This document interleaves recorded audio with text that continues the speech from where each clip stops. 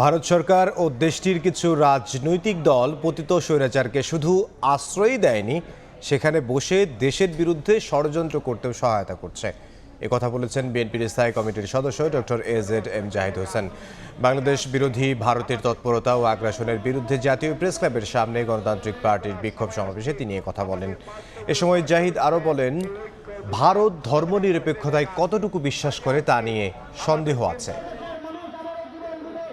আমাদের পার্শ্ববর্তী দেশের সরকার এবং কতিপয় রাজনৈতিক দল তারা শুধু আমাদের পতিত স্বৈরাচারকে জায়গা দিয়েই ক্ষান্ত হন নাই, পতিত স্বৈরাচারকে সেখান থেকে রাজনৈতিক কর্মকাণ্ড পরিচালনা করার সুযোগ দিচ্ছেন।